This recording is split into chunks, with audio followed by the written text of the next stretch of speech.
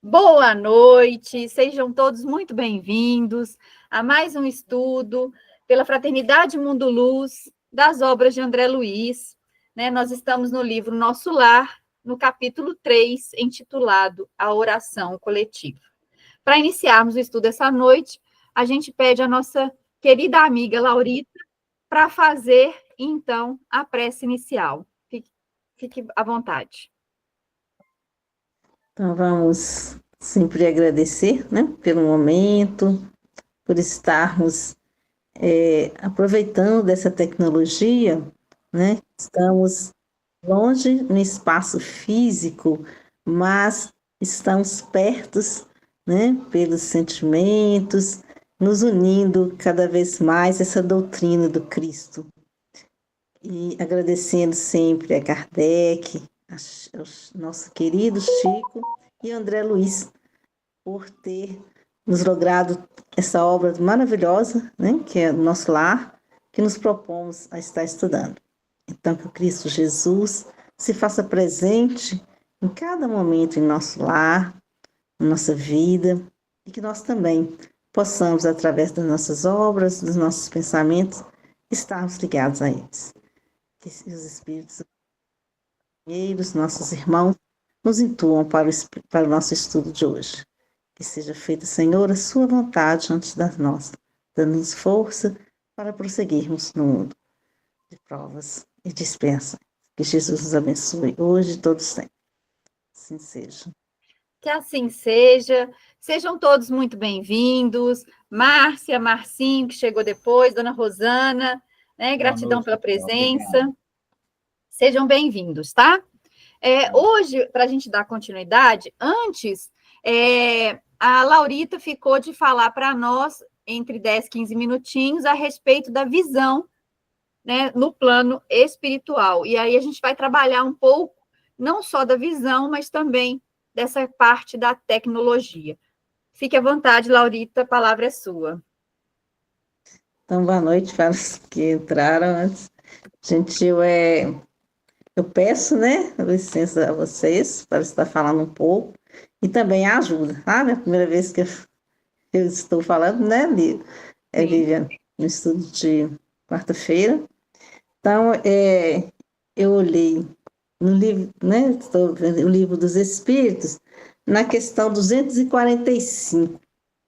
Aí eu vou ler aqui a 245 sobre a visão dos espíritos. Essa é a pergunta 245. A visão dos espíritos é circunscrita como nos seres corpóreos? Não, ela reside neles. 246. Os espíritos têm necessidade de luz para ver? Veem por si mesmos. Não têm necessidade da luz exterior. Para eles não há trevas, a não ser aquelas em que se encontram por expiação. 247. Os espíritos têm necessidade de se transportarem para ver dois lugares diferentes? Podem, por exemplo, ver simultaneamente os dois hemisférios do globo? Como o espírito se transporta com a rapidez do pensamento, pode-se dizer que vê tudo a uma só vez. Seu pensamento pode irradiar e se dirigir ao mesmo tempo sobre vários pontos diferentes. Esta faculdade depende de sua pureza. Quanto menos puro ele for, mais sua visão é limitada. Somente os espíritos superiores podem ter visão de conjunto. A faculdade de ver nos espíritos é uma propriedade inerente à sua natureza e que reside em todo o seu ser, como a luz reside em todas as partes do corpo luminoso. É uma espécie de lucidez universal que se estende a tudo, envolve a uma só vez o espaço, o tempo e as coisas, e para a qual não há trevas nem obstáculos materiais. Compreende-se que deve ser assim. No homem, a visão se realiza através dos funcionamentos de um órgão impressionado pela luz, e sem luz ele fica na obscuridade. No espírito, há faculdade de ver, sendo um arbítrio próprio, abstração feita de todo agente exterior, a visão é independente da luz. Eu vou parar por aqui, embora tenha, né, mais uma pergunta, mas eu acho que aí já tem, né, algo para a gente estar conversando. Porque nisso, nessas questões, nós podemos observar que não está circunscrita a visão, né? O espírito, ele vai, a visão é no todo, né? Porque não tem um órgão delimitado, não é igual nós aqui temos, né, os olhos e tal. Não, o espírito não, ele vê no geral, né? Ele, assim como sente, né? Todo ele. Porém, vai depender do grau de evolução. Tanto que nós vemos, né, até mesmo, né, no livro Nosso Lar, que Clarencio ele está sempre ao lado do André. Mas quando que o André consegue vir? Quando ele faz uma prece sentida, quando ele se eleva, aí ele tem condições de ver.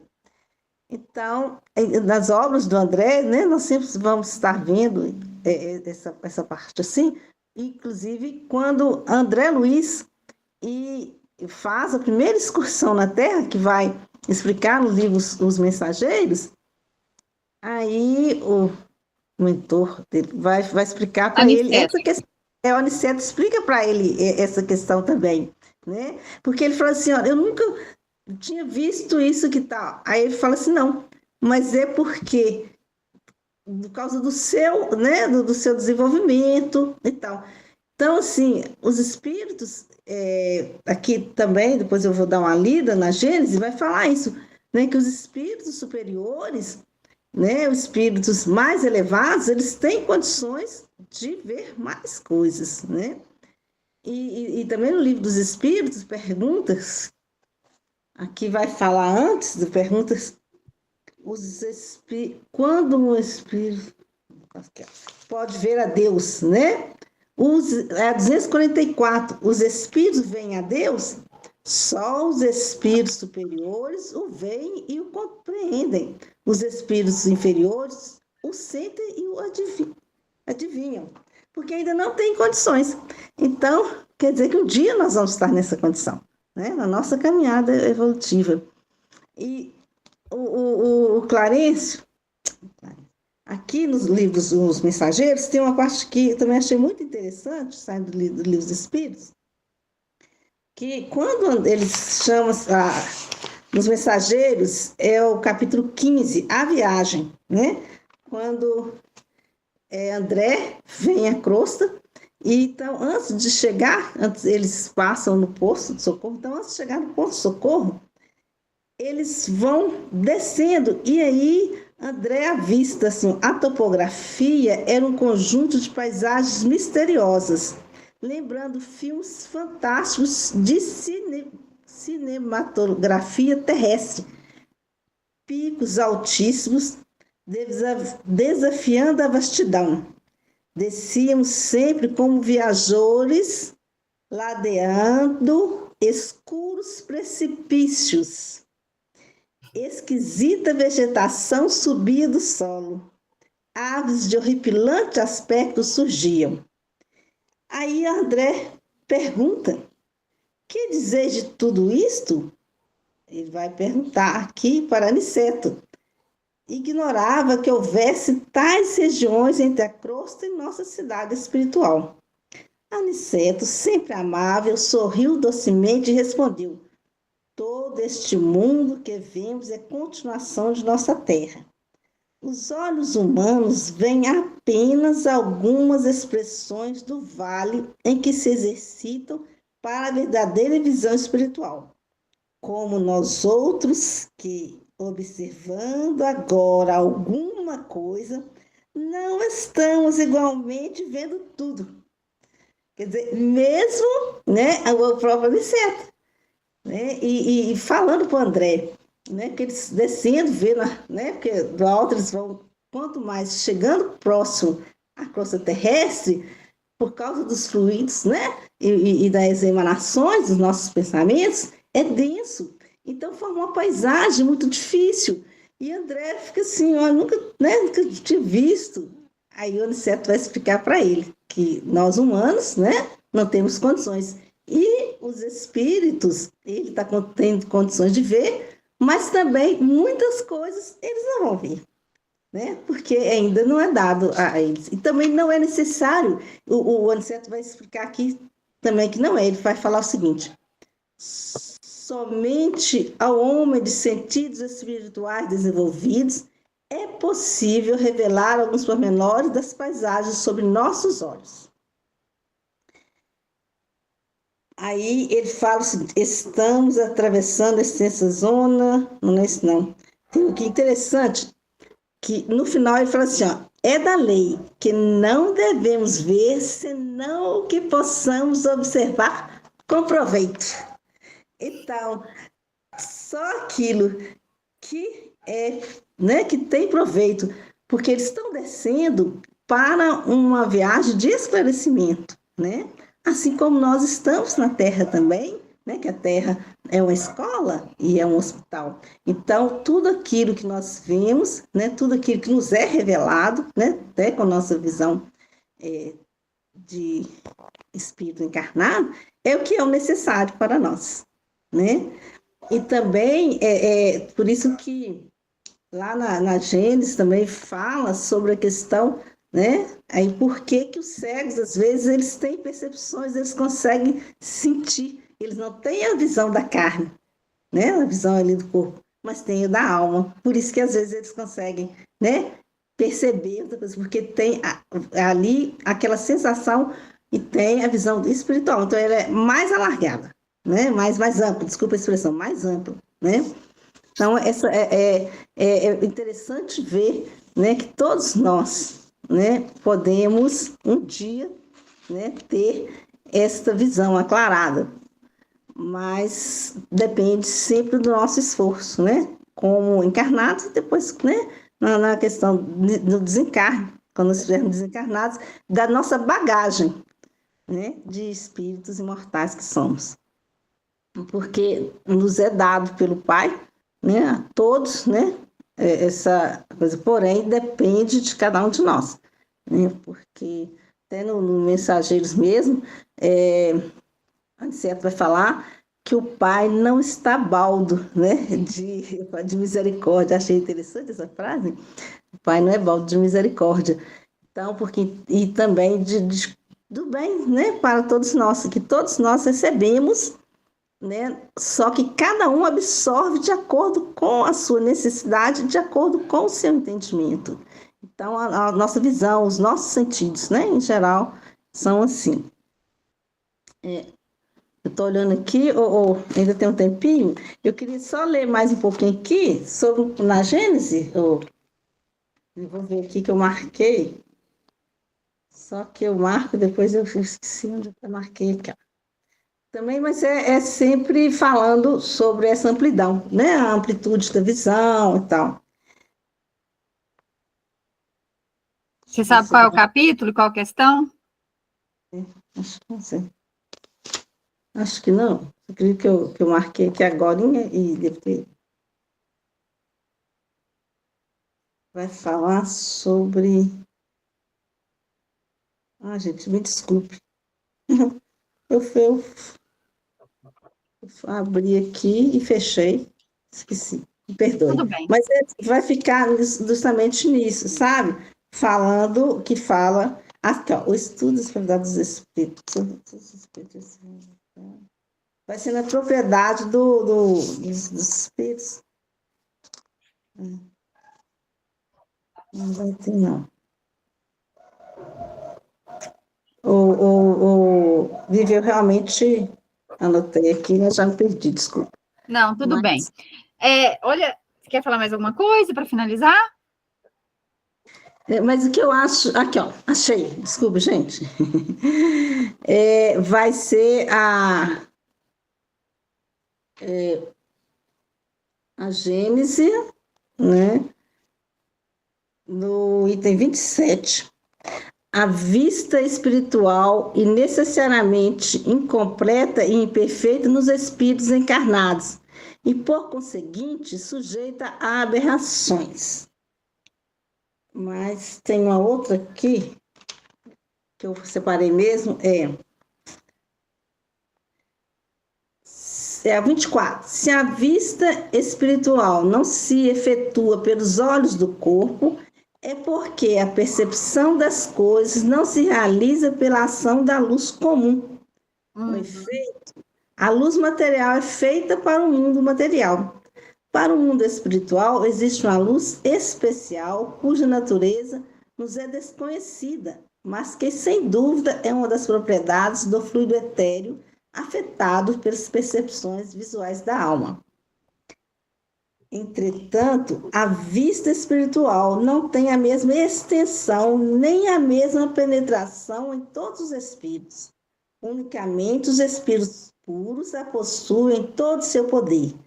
Com os espíritos inferiores, ela é enfraquecida pela relativa materialidade do perispírito, que se interpõe como uma espécie de bruma. Ela se manifesta em diferentes graus nos espíritos encarnados pelo fenômeno de segunda vista, seja no sonambulismo natural ou magnético, seja no estado de vigília. Ótimo, maravilhoso. Era o ponto que eu queria que você chegasse. Porque, na verdade, o que acontece? A visão mesmo, por que a nossa visão ela é curta, entre aspas, né? Porque o nosso órgão visual, que é o olho, ele necessita da luz para ver. Tanto que no escuro a gente não enxerga. E aí, essa parte que você falou a respeito da segunda vista é uma visão já do espírito, mesmo estando encarnado. E aí, o que acontece, então, quando nós estamos em perispírito, fora do corpo físico? A visão ela é ampliada porque não existe um órgão específico para a visão. Igual você disse aí que na Gênesis traz, que é uma forma de iluminação diferente daquela que a gente conhece. Então, isso é importante a gente saber. E aí, para ficar fácil da gente visualizar essa questão, olha só, quando a gente era mais novo, né? Quando nós éramos mais novos, 10 anos atrás, 15 anos atrás, que a gente enxergava o mundo de uma forma diferente, o que acontece? O mundo era realmente diferente. O que eu estou querendo dizer com isso? Por exemplo, vamos dizer que determinada situação me deixasse angustiada. E aí, toda vez que eu me deparava com aquela situação, eu sentia angústia. Até o dia que eu entendi que aquilo ali não me traz angústia. Eu é que me sinto angustiada. E aí, aquilo ali, agora, para mim, quando eu olho para aquilo, já não me afeta mais. Então, eu olho com um olhar bom. Aí, eu me sinto acalentada ao invés de angustiada. Consegue entender essa visualização? Isso acontece com o nosso processo evolutivo. Cada vez que a gente compreende determinada situação do planeta ou da nossa vida, fica mais fácil de enxergar o mundo. E aí aquilo se torna mais gostoso, a visão se torna mais clara, o tropeço do outro já não dói mais tanto. Sabe essa situação de a gente começar a lidar com mais naturalidade com as coisas? E aí a vida fica mais gostosa, as cores ficam mais vivas, o mundo fica mais belo, né? mais colorido, sabe? Essa situação. Estou me fazendo entender, moçada? Para aqueles que chegaram atrasados, sejam bem-vindos, tá? Alguém quer comentar alguma coisa a respeito da visão, para a gente poder passar para o livro? Vivian, então depende muito da nossa, né, como espírito da evolução e da nossa sensibilidade. Eu sempre vou me lembrar do meu professor, há muitos anos ele falou assim, ele era meu professor de Direito Administrativo e ele era assessor jurídico de um governador aí, muitos anos atrás. E aí, essa esposa do governador, ela gostava muito de coisas antigas.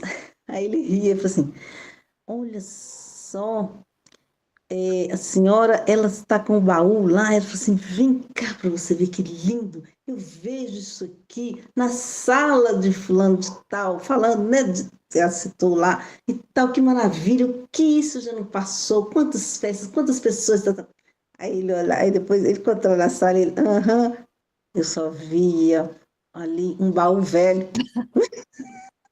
Não é? É isso. É essa questão. A gente começa a identificar, igual, por exemplo, você pega, né, vamos dizer assim, que a gente se depare no museu com algumas relíquias. E aí a gente fala, nossa, como é que aquilo ali já passou por tantas mãos, por tantas épocas, por tantas situações, por tantas, né, guerras ou não. E aí a gente olha aquilo ali com aquela beleza que não é só do objeto. E aí tem uma pessoa que fala assim, nossa, mas isso aí é um copo. Lá em casa tem um igualzinho, só não é de ouro, né? Vamos supor. Sabe? Então, assim, é a visualização realmente das coisas, né? Do contexto, vamos dizer assim, do sair do físico para esse abstrato. E aí, então, olha só que curioso, moçada, senão a gente hoje não entra no livro, né? Porque essa parte é muito gostosa. Então, olha só, nós paramos lá naquela conversa que André Luiz estava tendo com o enfermeiro quando vem o crepúsculo em nosso lar, né? Então, ele fala lá que agora fique em paz, isso é o enfermeiro falando, né? Voltarei logo após a oração, porque ele disse, chega aquela canção, aquela música que toma conta do ambiente, que André Luiz estava, ele pergunta o que estava acontecendo e o enfermeiro informa que era chegado o crepúsculo em nosso lar. Então, que nesse momento, que é por volta das 18 horas, no nosso, vamos dizer assim, tempo, né? É por volta das 18 horas. E aí ele fala que todo mundo em nosso lar, nesse momento, para orar junto com a governadoria. E aí, André Luiz, então ele fala, empolgou-me ansiedade súbita. E aí ele pergunta, então, para o enfermeiro, não poderei acompanhar-vos? Perguntei, suplicante. A gente falou da questão da súplica, né? Aquela questão de que a gente sabe que está enfermo, sabe que está doente, sabe que está debilitado, mas a gente quer aquela coisa gostosa que está nos alimentando.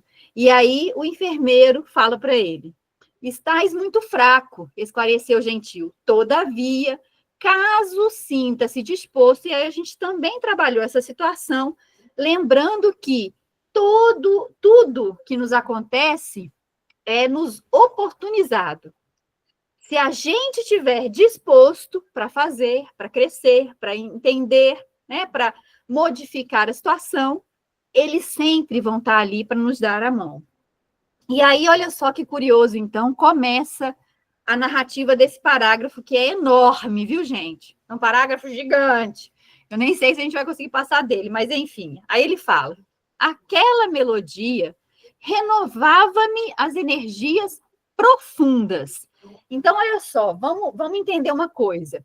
Sabe, lembra que a gente estava falando a respeito daquela música que, quando toca, ou daquela mensagem, daquele poema que a gente lê, que toca no fundo da nossa alma e que nos comove, nos faz mudar a vibração? Vocês lembram desse dia que a gente estava falando sobre isso?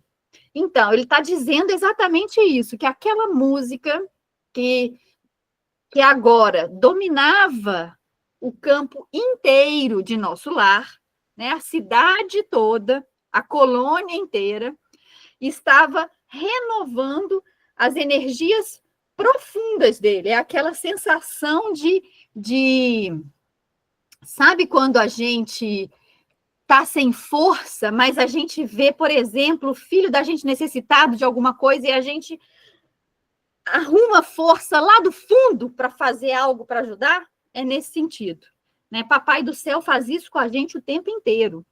Ele tira as forças lá do fundo para nos ajudar naquele momento que a gente estende a mão.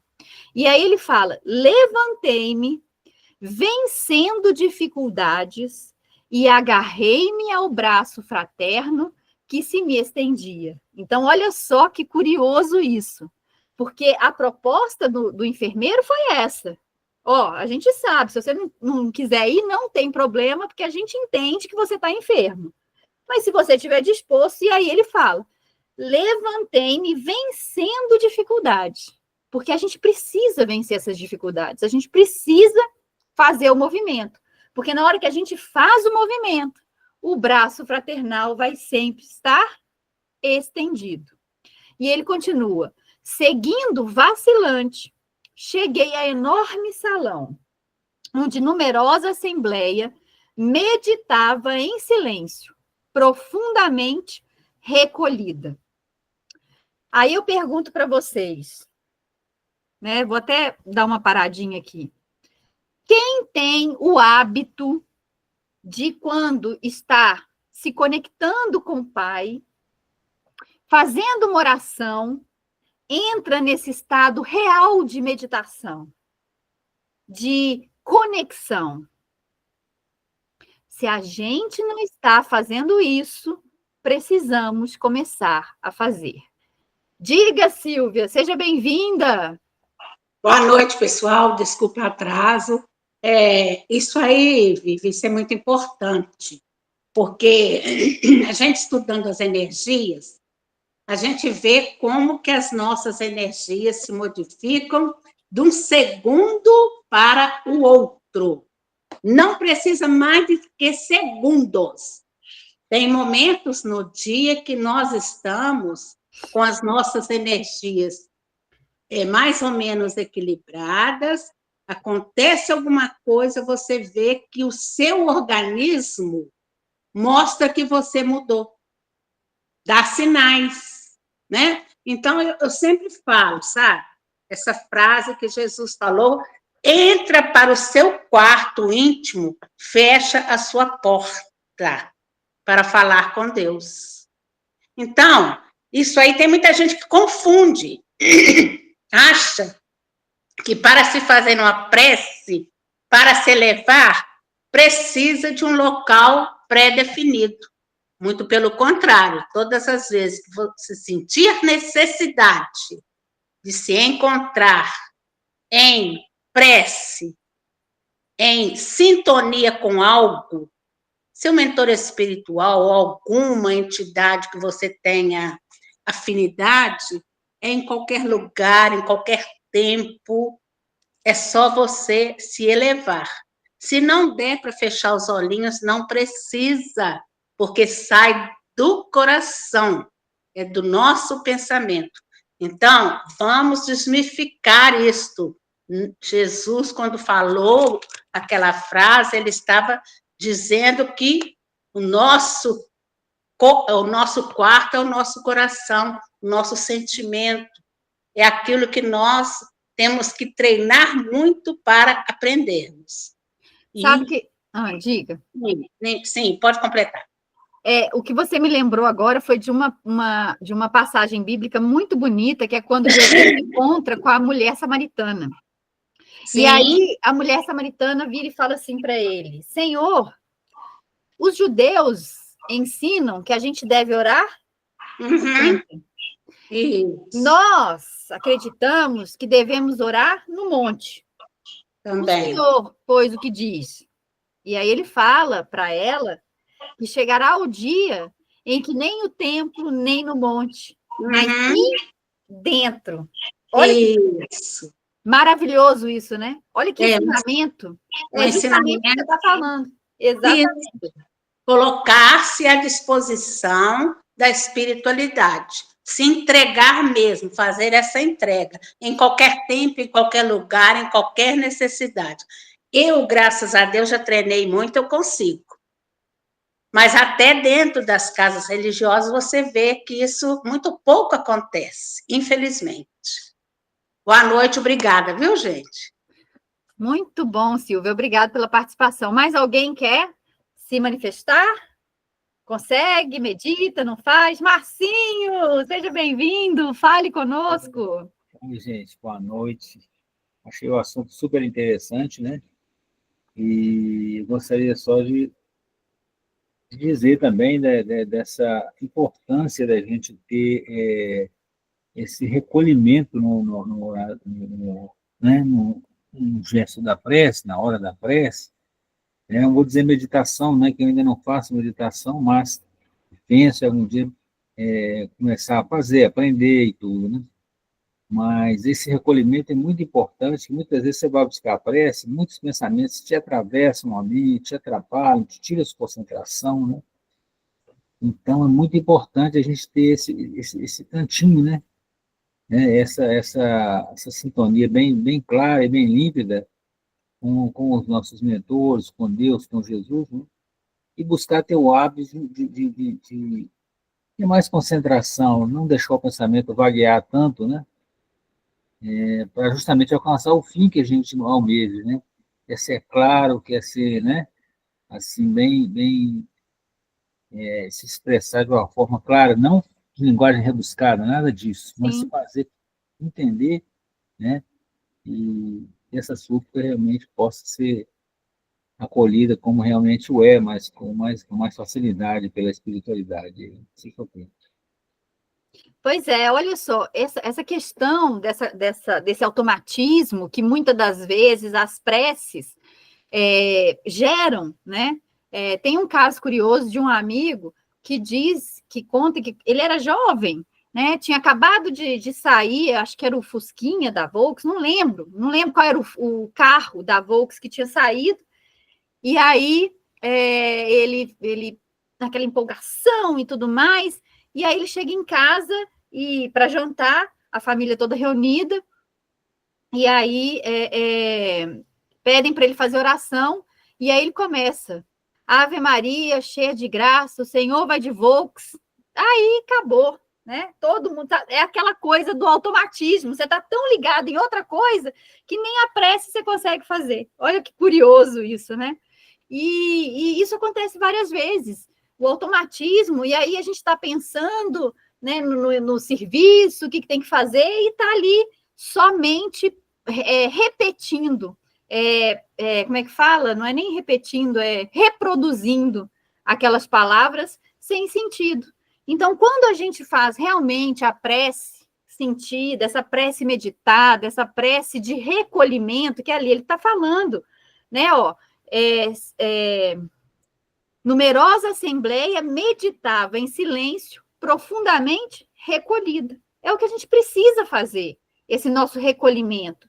Se é na hora do crepúsculo, das 6 horas, que a gente tem já esse hábito, ou tem essa conexão, façamos. Mas façamos realmente limpando essa mente, igual o Márcio falou, igual Silvia trouxe, né? Para que a gente comece a visualizar essa nossa conexão com o mais alto de uma maneira diferente. E aí ele continua. Mais alguém quer comentar alguma coisa? Posso seguir no texto? Seguirei. Então ele fala: da abóboda cheia de claridade brilhante, então é o meio, né, do salão, na abóboda cheia de claridade brilhante, pendiam delicadas e flóreas guirlandas, que vinham do teto à base, formando radiosos símbolos de espiritualidade superior. Ninguém parecia dar conta da minha presença. Olha só, gente, é curioso isso, né? A gente vai ver isso mais de uma vez, tá? Com o André Luiz. Porque ele acha que ele chega no lugar, todo mundo tem que olhar para ele. Não é assim que a gente chega também, às vezes, no lugar? E a gente acha que todo mundo tem que perceber que a gente chegou? E aí, olha que curioso, ele fala: eu acho que um pouco porque, como ele estava, entre aspas, né, estrupiado ali, com aquela enfermidade, vamos dizer assim, arrastado, né? Ninguém deu atenção. Então, ele fala: ninguém parecia dar conta da minha presença, ao passo que mal dissimulava eu a surpresa inexcedível. Então, ele estava surpreso com aquela situação, com aquelas pessoas, com o ambiente, com a meditação, com o recolhimento, mas os outros pouco se importavam com ele. E aí ele diz: todos os circunstantes, atentos, pareciam guardar alguma coisa, contendo a custo numerosas indagações que me enfervilhavam e esfervilhavam a mente. Notei que, ao fundo, toda uma tela gigantesca. Olha só, gente, presta atenção. O livro é de 1943, tá? E aí ele fala: uma tela gigantesca desenhava-se prodigioso quadro de luz quase feérica. E aí eu fui pesquisar o que era feérica, e feérica diz que é uma expressão de luxo, de fausto, de deslumbrante, um monumento feérico, né? Então, que confunde a visão por ser excessivamente claro, ofuscante, que faz parte de um mundo da fantasia, mágico, né? Então, aí já é o que o dicionário traz. Então, é uma coisa enorme, assim, uma coisa deslumbrante, uma coisa que para a época era, como é que eu vou dizer? Era ainda, como é que fala? Fugiu a palavra. Marcinho, me socorre. Que era... Excepcional, né? Excepcional, que era fora da realidade. Fenomenal, sabe? Um fenômeno sobrenatural, coisa do tipo. Isso, exatamente. Então, olha só como é que era. Uma tela gigantesca. Gente, a televisão chegou no Brasil quando mesmo? Vocês lembram? Quer ver? Olha eu no Google. Acho que em 1954, não foi? 54 ou 59? Chegada da televisão ao Brasil. Estou aqui, ó, no Google. Então, 50. Né? Eu achei que era 49. Chegou em 50. Então, olha só, o livro é de 43, a televisão chegou no Brasil em 50. Então, olha só como é que para André Luiz aquilo realmente era deslumbrante. E era uma tela gigantesca. Imagina uma tela de cinema. Consegue entender?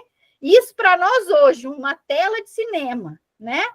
Para eles lá já era uma coisa corriqueira, viu, gente? Olha só como é que a nossa visão, a nossa tecnologia, ela é atrasada. Olha que curioso isso. Mas já falam para a gente, né, Vivian, que tudo que tem aqui na Terra já tem lá em cima melhorado. E há muito tempo, né? Já tem há muito mais tempo do que quando chega aqui e muito melhorado. Então, essa surpresa de André Luiz, ela não vamos dizer assim, absurda, né? Porque para nós é uma coisa completamente fora do normal. Diga, Silvia, traga para nós. Vivian, isso aí, a gente tem que pensar que nossos sentidos, no passado, eles eram bem diminutos, né? Então, nós, certamente, como a André Luiz aqui está relatando, nós não saberíamos falar nem como ele falou. Né? Nós ficaríamos assim, pensando que seria uma coisa tão sobrenatural que, de repente, se não fosse esse ambiente já preparado, a maioria de nós ia sair correndo. Era fim do mundo. Como eu lembro de uma pessoa que lá no interior, a primeira vez que apareceu um avião pequeno, todo mundo correu para dentro de casa, trancou a casa todinha, o mundo ia acabar, porque o avião pequeno passou, sabe? Então, os nossos sentidos, eles estão sendo manipulados, trabalhados, para que essa tecnologia nós comecemos a entender agora com nossos espíritos que já estão trabalhados. Porque se fosse lá, nem essa palavra aqui, de tela gigantesca, nós teríamos condições de falar. É o que eu penso, tá, Vivian? Ótimo, Silvia. Diga, dona Rosana. Nós não teríamos parâmetros de comparação. Ótimo. Verdade. A gente não teria como entender aquilo. Pensa só, se em 50 a televisão chegou, era uma coisa de tubo, pequenininha, né? Era o quê? Era não sei quantos polegadas, 12 polegadas, era aquele negócio pequeno. Era uma coisa pequena, era de tubo e era preto e branco. Aí você imagina uma tela gigantesca, né? Ele já está falando ali, e lá para baixo ele ainda vai falar. Era um templo maravilhoso. Era uma coisa que não tinha nem como se conceber. André Luiz nem chegou a pegar a televisão, porque ele está escrevendo esse livro em 43, a televisão chegou em 50. Consegue entender a distância disso aí? Olha só como é que realmente é uma coisa que, para ele, era inovador, era uma coisa, vamos dizer assim, futurística, né? Lembra daquela família Simpsons? Era a família Simpsons que tinha, que eles andavam numa esteira rolante e a gente achava aquilo absurdo. E hoje nos aeroportos tem as esteiras, né? A pessoa para. Futurama. Como é que é? Futurama. Futurama. Família Futurama? Era do que tinha carros voadores. Isso, que tinha carros voadores. Isso aqui é minha enteada me dando spoiler, tá?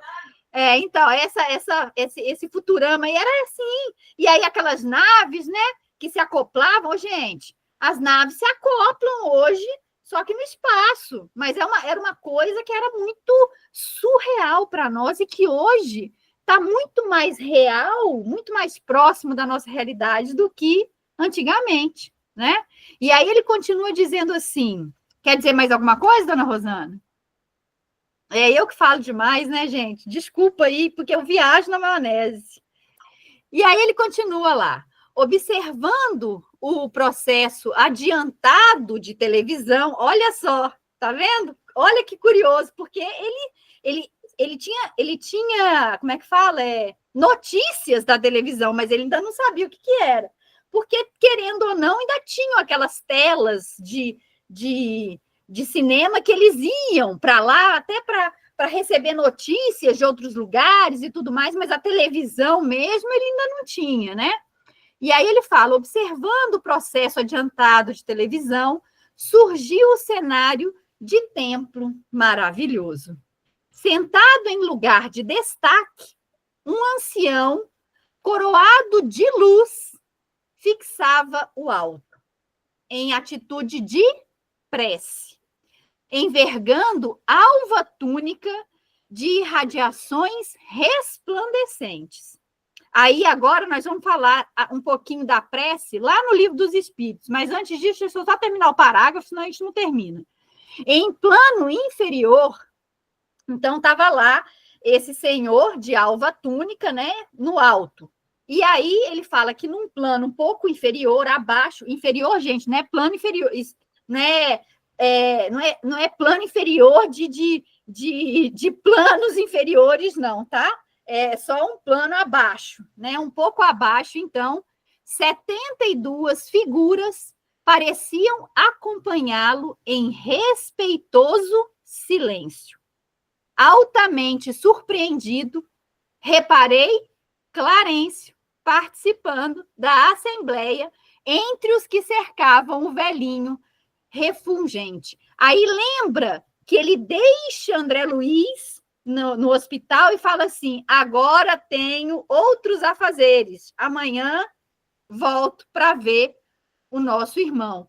Agora a gente entende qual era o afazer de Clarencio, tá vendo? Olha só como é que é maravilhosa essa articulação, né, do plano superior, dos espíritos, é maravilhoso. Deus não perde nada, não perde nenhum momento que a gente se dispõe a entrar em conexão com o mais alto. E aí, a respeito da prece, eu quero trazer para vocês, a partir da questão 658, deixa eu achar ela aqui, que ela estava achada, mas como a Laurita citou aí a questão 244, a gente foi para lá. É 258, passei agora. Espera aí, está perto. Aqui, ó. Então, a partir da questão 258, o Livro dos Espíritos traz para nós a respeito da prece. E aí eu achei curioso da gente trazer, para a gente, né, vamos dizer assim, fomentar, então, esse restante dessa questão da oração, da prece, porque a questão que a Laurita trouxe para nós da visão, nós vamos tratar um pouquinho para baixo nos próximos parágrafos, e aí não deu tempo de chegar. Mas aí, para que a gente consolide essa questão da prece, a questão 658 diz: a prece é agradável a Deus? É a pergunta que Kardec faz aos espíritos, né, da codificação do Livro dos Espíritos. E aí, os espíritos respondem para nós assim: a prece é sempre agradável a Deus quando ditada pelo coração. Entenderam por que André Luiz foi resgatado quando ele fez uma prece de coração? Pois a intenção é tudo para ele. E a prece de coração é preferível àquela que você pode ler, ou repetir, ou, né, declamar, etc. Por mais bela que seja, se for lida mais com os lábios do que com o pensamento. Porque ela não é? Quando a gente começa e decora, e declama, e repete, e, como é que fala a palavra que eu disse? E reproduz uma prece que a gente aprendeu, ela é mais de lábio do que de pensamento. Então, a prece é agradável a Deus quando dita com fé, fervor e sinceridade. Foi isso que Marcinho trouxe, que Laurita trouxe, querendo ou não, a respeito da visão, e que Silvia trouxe para nós também com muita propriedade, e que Dona Rosana fechou aí, arrematou para nós, né? Mas que creem, mas não creiam que ele fique tocado com a da pessoa vã, orgulhosa e egoísta. A menos que isso signifique que de sua parte, um ato de sincero arrependimento e de verdadeira humildade. Porque por mais que nós façamos a prece, se a gente não estiver realmente arrependido, né, fazendo com humildade, nós vamos estar usando da prece de uma maneira equivocada, através do orgulho e do egoísmo. Então, apesar dessa prece feita, né, de coração, vamos dizer assim, entre aspas, aquela prece que não é decorada, nem declamada, nem repetida, por mais que elas sejam com palavras, se não vier realmente do arrependimento, da humildade, daquele ato sincero de fé, de fervor, de sinceridade, não vai estar sendo utilizado da maneira correta. Então, para Deus não é agradável. E aí, olha só, a pergunta 659 e 660, que nós vamos parar aí, senão a gente vai ler o Livro dos Espíritos todo, né? Qual é a característica geral da prece? Pergunta, então, Allan Kardec aos Espíritos. E aí eles dizem: a prece é um ato de adoração. Orar a Deus é pensar nele, é se aproximar dele, é se colocar em comunicação com ele. Pela prece, nós podemos nos prover três coisas. Nós podemos nos prover três coisas: louvar, pedir e agradecer. Curioso isso, né? E aí eu lembro que Jesus sempre recomendava o quê, gente? O que Jesus sempre recomendava para nós? Orar e vigiar? Vigiar e orar. É o contrário, né? Vigiai e orar. Vigiai e orai. Então, isso não é de agora, já é de sempre. Nós é que ainda protelamos com esse orar de coração, com esse orar de adoração, de conexão com esse Pai, de meditação. de tirar as coisas que estão na nossa mente, que são para outro momento, e para aquele momento realmente nos dedicar a essa conversa gostosa com o Papai do Céu. Lembrando que ele é nosso Pai, que ele está ali para nos ouvir. E ele vai atender a todas as preces. Todas as preces serão atendidas. Uma hora ou outra, e sendo boa, sendo ruim. Olha que curioso. Ele não deixa ninguém sem ser atendido. E aí a questão 660 diz para nós: a prece torna o indivíduo melhor? E aí, moçada? Ah lá. Sim. Por isso que eu falo que quem ora evolui mais rápido. Por isso que eu falo para vocês, gente, façam a prece inicial ou façam a prece final, porque quem faz prece evolui mais rápido. Ah lá, melhora o indivíduo. Sim, porque aquele que ora com fervor e confiança se faz mais forte contra as tentações do mal, e Deus lhe envia bons espíritos para assisti-lo. Este é um socorro que jamais é recusado quando é feito com sinceridade. Olha só como é que esse pai, ele está ao nosso lado. Vocês lembram do Quarteto Fantástico, moçada? Vou perguntar de novo, porque uma que tem gente nova e outra porque eu gosto de cutucar, porque a gente esquece. Quem é o nosso Quarteto Fantástico?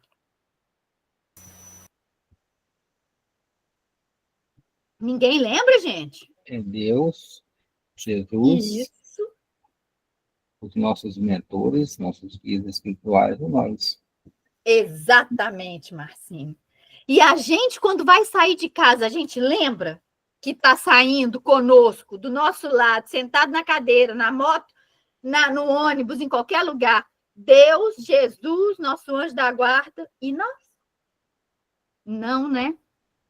A gente esquece de lembrar e falar. Eu já falei para vocês que eu estou com o hábito agora de falar assim: senta aí, Cristo, vamos comigo, que o trabalho está chamando. É assim, ué, ele é meu caroneiro ali, ué, ele senta no banco do passageiro. Tem que ser. Precisamos trazer esse Deus, esse Cristo, esse nosso anjo da guarda, com mais naturalidade para o nosso dia a dia. Telmo diz que quando ele vai dormir, ele fica assim, põe da guarda dele. Espera aí, que eu já estou saindo. Aguenta aí, que eu estou indo. Né? Qual é a missão que nós temos hoje? Estudar, trabalhar, me espera aí, que eu estou indo. Então, é nesse sentido, sabe? É com essa leveza que nós devemos começar a tratar melhor todas essas possibilidades, todas essas oportunidades que nos são ofertadas pelo Papai do Céu. Para que a gente traga para o nosso dia a dia essa leveza, essa lucidez de estarmos mais despertos para os momentos, para as nossas preces, para as nossas orações, para as nossas conexões, para as nossas meditações, que por mais que às vezes não estejamos meditando em uma oração, a gente medita pensando no trabalho, o que a gente pode resolver ou não. A gente medita pensando nos problemas familiares, o que a gente pode solucionar ou não, né? A gente medita pensando, às vezes, naquilo que o nosso amigo, nosso colega, nosso companheiro disse ou trouxe para nós de uma demanda que é dele, para que a gente possa ajudar. Então, que possamos, né, lembrar desse quarteto fantástico nessas horas, para que a gente possa abranger mais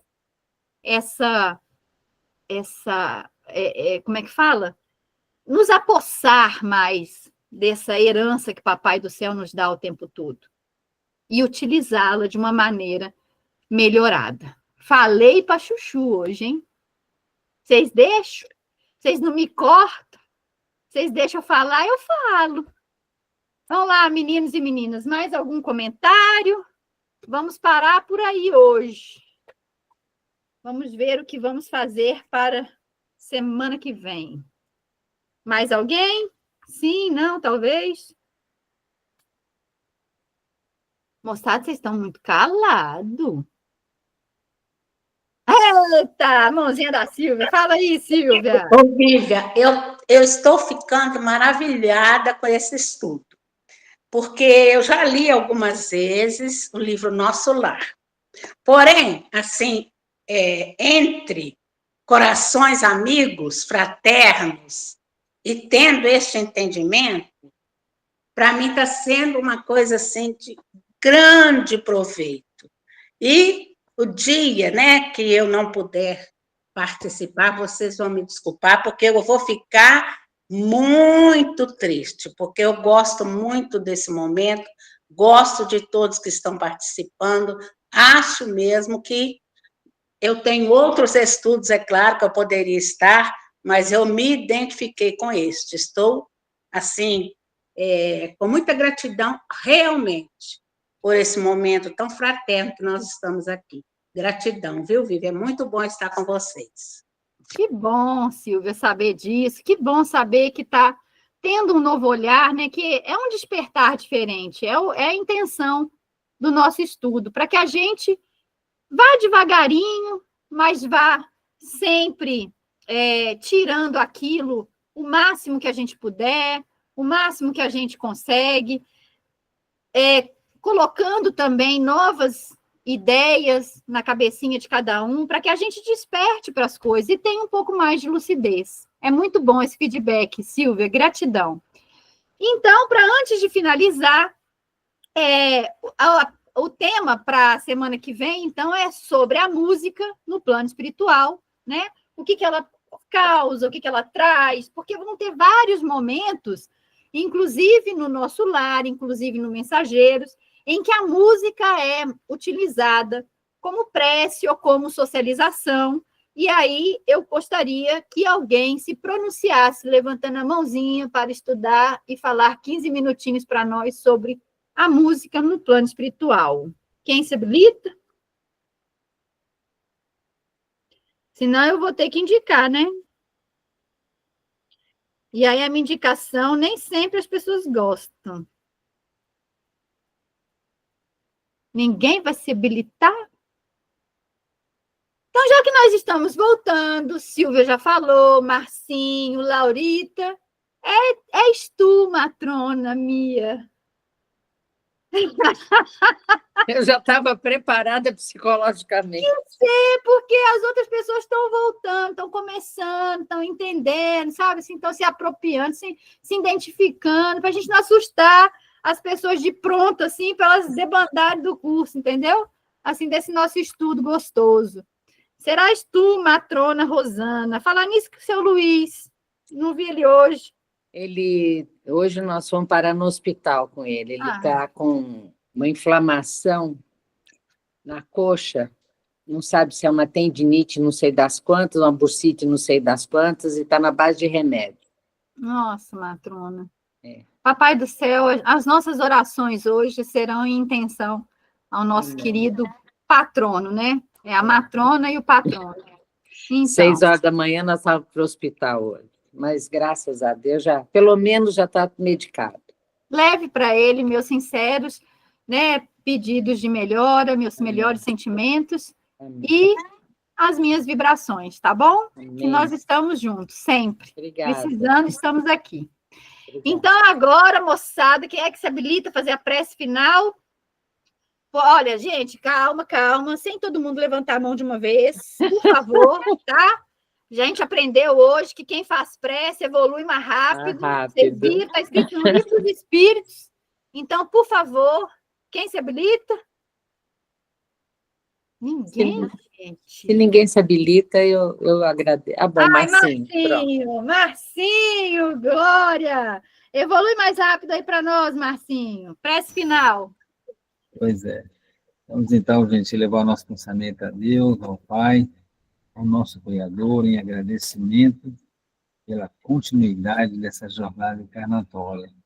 Agradecendo também a Jesus, esse irmão mais velho, todo carinho, e por ser esse guia para nós, né, esse modelo tão belo de vida para todos nós. Né? Agradecemos a espiritualidade que está conosco aqui nesse estudo, né? Todo o carinho, por todas as intuições, né? Que tudo aquilo que aqui foi lido, que foi comentado, possa calar fundo no nosso coração, nos fortalecendo aí em nosso processo de reforma íntima. Né? Tenhamos uma semana, um resto de semana, muita luz e paz, né? Que Jesus e a espiritualidade continuem nos envolvendo, nos fortalecendo sempre nas nossas melhores propostas de vida. Que Deus te abençoe e que siga com que assim seja. Que assim seja, moçada. Boa noite. Abraço para todos. Obrigada, Silvia. Que as vibrações dessa prece possam envolver nosso irmão Luiz, né, que está com esse problema físico, né? Envolva cada um de nós, os nossos lares, que aqueles que vieram a primeira vez sejam bem-vindos e possam voltar mais vezes. Maria, seja bem-vinda. Bianca, Márcia, Laurita, Marcinho, Dona Rosana e Silvia, gratidão mais uma vez. Um beijo no coração de cada um de vocês e até semana que vem. Fiquem com Deus. Grande abraço a todos vocês e até semana que vem, viu? Fiquem com Amém. Deus. Boa noite, com Deus. Boa noite.